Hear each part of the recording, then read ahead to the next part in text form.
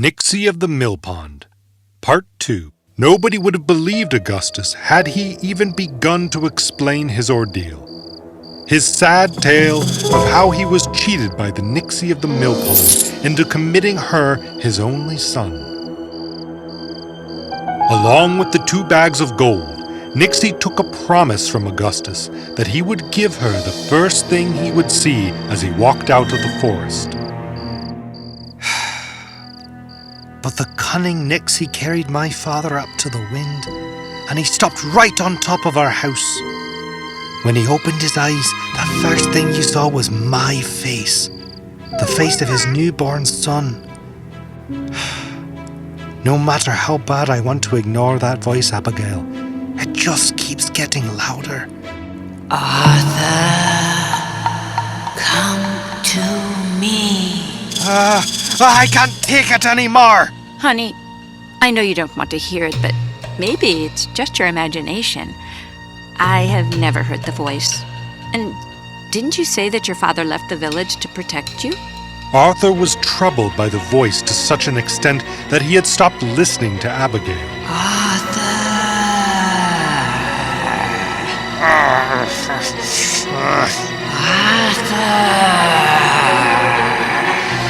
The next day, Arthur set out with his friends to find fresh fruits in the forest. Abigail wanted to make something refreshing, and she thought maybe going on a fruit hunt with his friends would take Arthur's mind off the voice. Abigail was right. This does put me in a good mood. What puts you in a good mood exactly? Riding on your pony? Hey, don't you dare say anything to Zizzle. He surely is slow, but I like it that way. I get to admire the nature. He's slow because he zizzles, maybe? Whoa, what's happening? Suddenly, the wind started blowing with full force, and the trees began to fall. Arthur, don't worry. I'll take the other way. You guys meet me at home. Arthur and Zizzle took another way and came across a beautiful spring. Whew. Are you thirsty, Zizzle? But Zizzle was out of control. He was trying to pull Arthur back from the spring. Hey, what's wrong with you? Arthur turned to see what was so scary about the spring. Hi, Arthur! Arthur hasn't returned home. Wasn't he with you? But he should have gone home by now. We got separated by this crazy wind and he asked us to meet him here. Well, he will be back. Don't worry, tell him we stopped by. But Abigail wasn't listening. She didn't even stop Arthur's friends to ask them for help in finding her husband. It didn't take long for Abigail to imagine what must have happened. She was now more scared than ever. Abigail left at once on her horse to look for Arthur. Arthur! Suddenly, the wind started blowing again. Abigail's horse trotted so high and fast that Abigail fell off her horse, and the horse, afraid of the strong wind, ran away. Oh, no! If that wasn't enough, Abigail suddenly realized that she was drowning in sand. Oh, no! It's quicksand. But how is this here in the middle of nowhere? Ah! Help! But it was dark and there was nobody around. Until Abigail saw a bright light approaching her. What is that? Zizzle? Why are you shining? Zizzle came trotting to Abigail with a rope in his mouth and threw it at her. Abigail silently wondered how was Zizzle so smart. She held one end of the rope and Zizzle pulled her out. Zizzle, thank you so much. Where is Arthur? Oh, what is wrong with me? Talking to a horse. But to her surprise, Zizzle seemed to understand what Abigail felt and caressed her. Zizzle bowed and gestured Abigail to sit on her back. Abigail was hesitant, of course, but she trusted Zizzle. And off they went into the dark forest. Sizzle, where have you gotten me?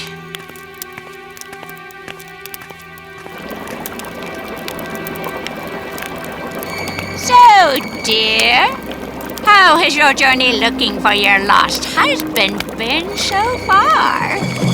Who are you and how do you know about Arthur? Oh, you know, I'm just a woman who happens to be a witch.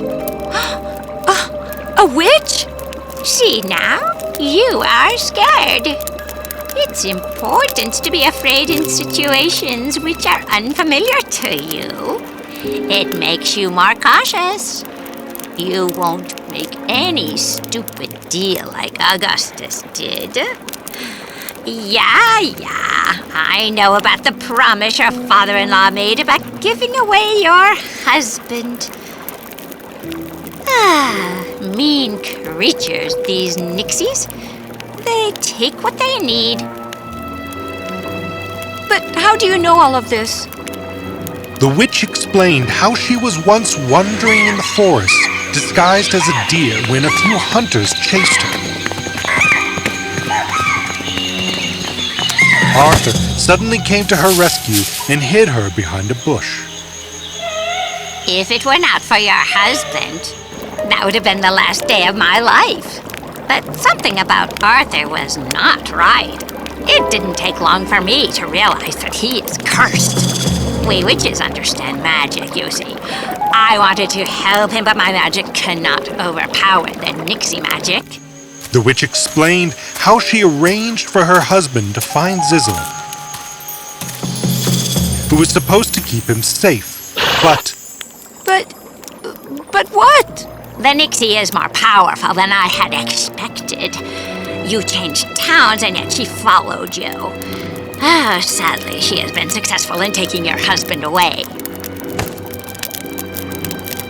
No! Oh, there has to be a way to bring him back. There is a sweetheart, but it's a treacherous one. You could get hurt. I don't care. I love Arthur, and I would do anything to protect him. The next morning, the witch gave Abigail a golden spinning wheel and some flax, and instructed Abigail to go to the pond where Arthur had disappeared and spin threads out of flax. Abigail did as she was told and sat near the pond. As she began spinning the flax, out came golden threads.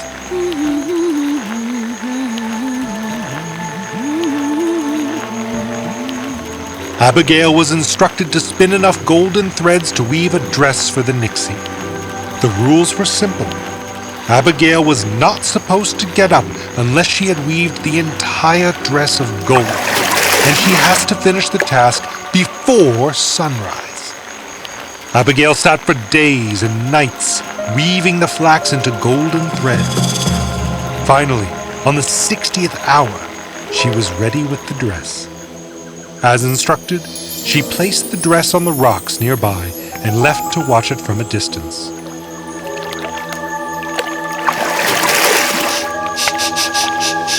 Gold. A dress made of gold. Come to me.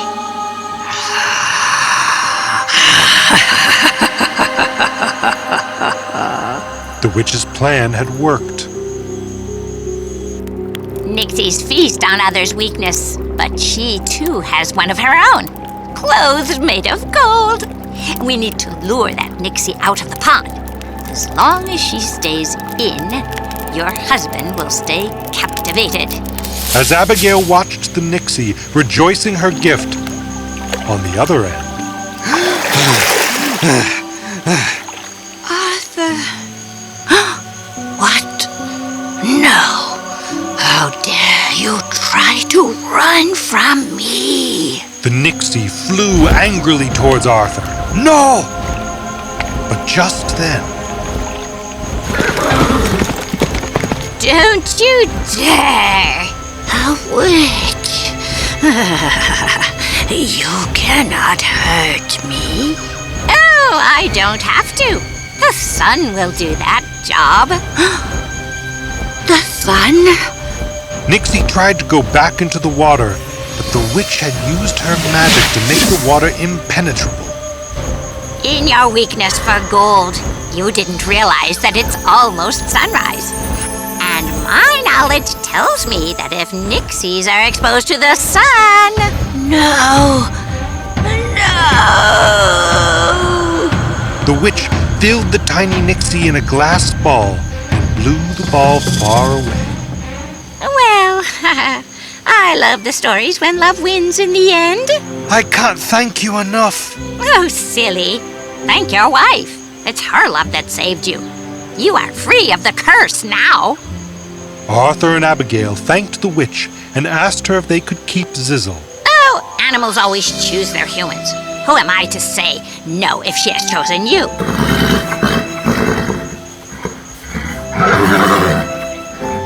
Abigail held on to the love of her life, and they left with Zizzle, promising the witch that they would always deal with their weakness before someone could take advantage of it. Poof!